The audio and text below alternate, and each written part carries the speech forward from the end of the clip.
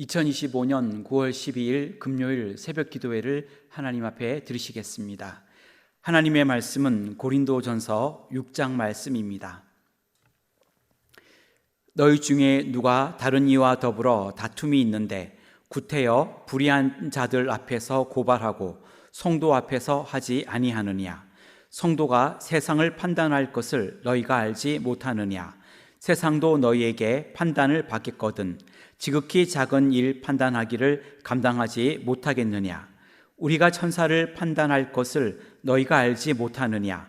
그러하거든 하물며 세상 일이랴. 그런즉 너희가 세상 사건이 있을 때에 교회에서 경히 여김을 받는 자들을 세우느냐? 내가 너희를 부끄럽게 하려 하여 이 말을 하노니 너희 가운데 그 형제 간의 일을 판단할 만한 지혜 있는 자가 이같이 하나도 없느냐? 형제가 형제와 더불어 고발할 뿐더러 믿지 아니하는 자들 앞에서 하느냐? 너희가 피차 고발함으로 너희 가운데 이미 뚜렷한 허물이 있나니 차라리 불의를 당하는 것이 낫지 아니하며 차라리 속는 것이 낫지 아니하냐? 너희는 불의를 행하고 속이는구나. 그는 너의 형제로다. 불의한 자가 하나님의 나라를 유업으로 받지 못할 줄을 알지 못하느냐? 미혹을 받지 말라. 음행하는 자나 우상 숭배하는 자나 간음하는 자나 탐색하는 자나 남색하는 자나 도적이나 탐욕을 부리는 자나 술 취하는 자나 모욕하는 자나 속여 빼앗는 자들은 하나님의 나라를 유업으로 받지 못하리라. 너희 중에 이와 같은 자들이 있더니 주 예수 그리스도의 이름과 우리 하나님의 성령 안에서 씻음과 거룩함과 의롭다 하심을 받았느니라. 모든 것이 내게 가하나 다 유익한 것이 아니요 모든 것이 내게 가하나 내가 무엇에든지 얽매이지 아니하리라. 음식은 배를 위하여 있고 배는 음식을 위하여 있으나 하나님은 이것저것을 다 폐하시리라. 몸은 음란을 위하여 있지 않고 오직 주를 위하여 있으며 주는 몸을 위하여 계시느니라. 하나님이 주를 다시 살리셨고 또한 그의 권능으로 우리를 다시 살리시리라. 너희 몸이 그리스도의 지체인 줄을 알지 못하느냐? 내가 그리스도의 지체를 가지고 창녀의 지체를 만들겠느냐? 결코 그럴 수 없느니라. 창녀와 합하는 자는 그와 한 몸인 줄을 알지 못하느냐? 일러스되 둘이 한 육체가 된다 하셨나니 주와 합하는 자는 한 영이니라. 음행을 피하라. 사람이 범하는 죄마다 몸 밖에 있거니와 음행하는 자는 자기 몸에 죄를 범하느니라. 너희 몸은 너희가 하나님께로부터 받은 바 너희 가운데 계신 성령의 전인 줄을 알지 못하느냐? 너희는 너희 자신의 것이 아니라 값으로 산 것이 되었으니 그런즉 너희 몸으로 하나님께 영광을 돌리라. 아멘.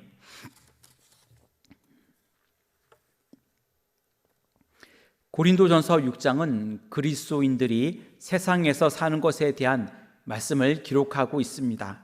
오늘 말씀을 중심으로 그리스도인으로 사는 것은 이라는 제목으로 말씀을 묵상하려고 합니다.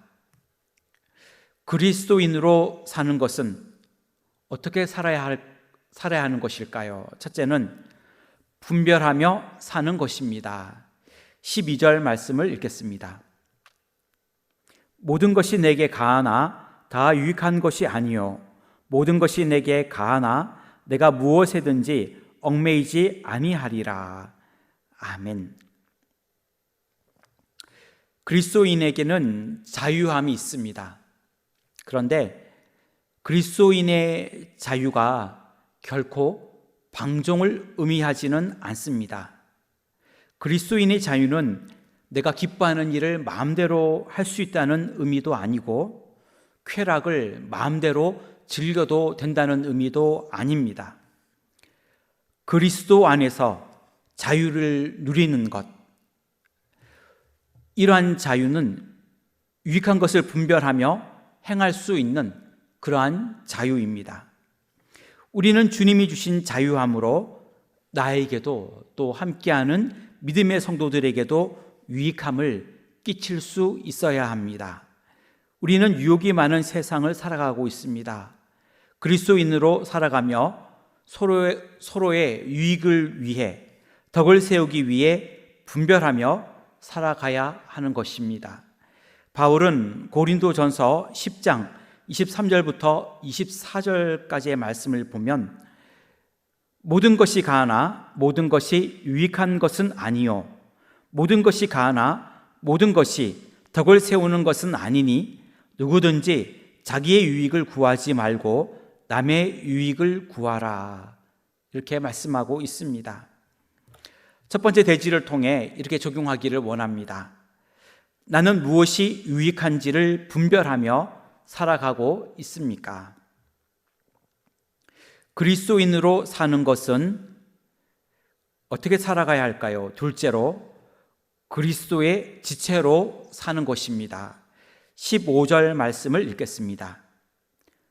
너희 몸이 그리스도의 지체인 줄을 알지 못하느냐?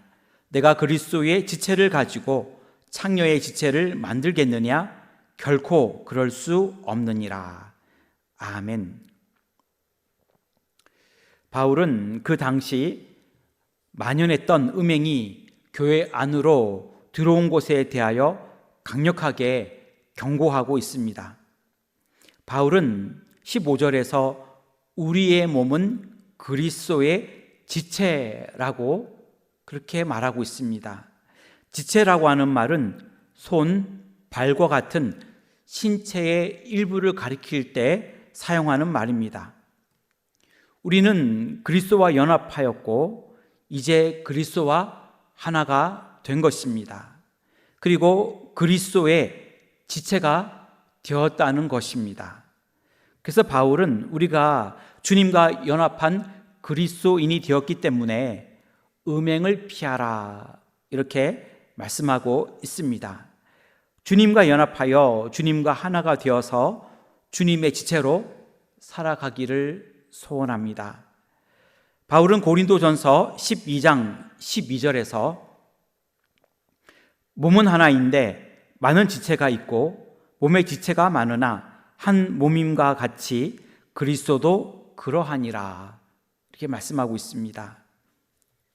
두 번째 대지를 적용하면 나는 그리스도와 연합하여 그리스도의 지체로 세상을 살아가고 있습니까?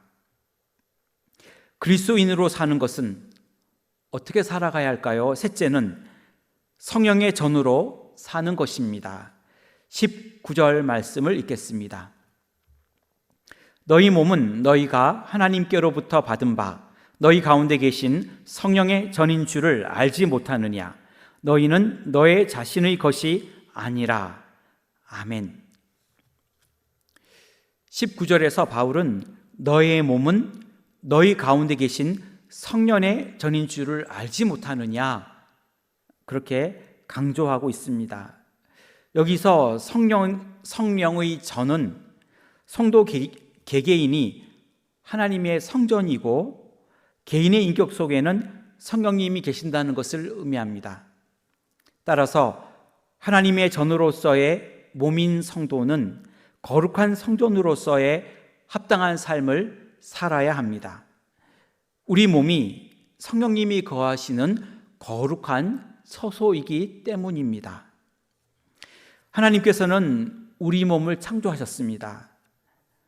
또 우리의 삶의 모든 죄값을 하나님의 아들, 독생자 예수 그리스도의 피로 치르셨습니다. 또한 우리 몸을 성령님이 거하시는 성령의 전으로 삼으셨습니다. 그래서 우리는 성령이 거하시는 성령의 전으로서 우리의 몸을 거룩하고 온전하게 그리고 하나님께 영광을 돌리며 살아가야 합니다. 고린도전서 10장 31절 말씀을 보면 그런즉 너희가 먹든지 마시든지 무엇을 하든지 다 하나님의 영광을 위하여 하라, 이렇게 말씀하고 있습니다. 세 번째 대지를 적용하면 나는 성령님이 거하시는 성령의 전으로 세상을 살아가고 있습니까? 오늘 말씀을 통해 우리는 세상 속에서 살아가는 그리스도인들은 어떻게 살아가야 하는지를 말씀하고 있습니다. 유혹이 많은 세상 속에서 살아갈 때 그리스도인들은 어떻게 살아가야 할까요? 첫째는 세상에서 그리스도인으로 분별하며 살아가야 합니다. 둘째로 그리스도의 지체로서 살아가야 합니다. 셋째는 우리는 성령의 전으로 하나님께 영광을 돌리며 살아야 합니다. 오늘도 이렇게 믿음으로 승리하며 살아가시기를 축원합니다. 기도하겠습니다. 하나님, 유혹이 많은 세상을 살아갈 때에 우리들은 분별하며 살아가도록 도와주시옵소서. 우리가 그리스도의 지체임을 알고 살게 하여 주시옵소서. 또한 우리는 거룩한 성령의 전으로 하나님께 영광을 돌리며 살아가는 줄 알게 하옵소서. 그리하여 늘 믿음의 삶을 살게 하여 주시옵소서. 하나님, 교회 일꾼들을 세기 원하여 기도하고 있습니다. 하나님, 귀한 믿음의 일꾼이 세워지게 하여 주옵시고, 칭찬 듣는 사람, 헌신하는 사람, 믿음의 본을 보여주는 사람, 하나님께 큰 영광이 되는 사람, 이러한 일꾼들이 뽑혀지게 하여 주시고 우리 교회의 기쁨과 잔치가 되게 하여 주시옵소서. 일 가운데 한 사람도 시험에 들지 않도록 붙들어 주시옵소서. 대입을 준비하고 있는 입시생들을 위하여 기도합니다. 원하는 학교와 학과에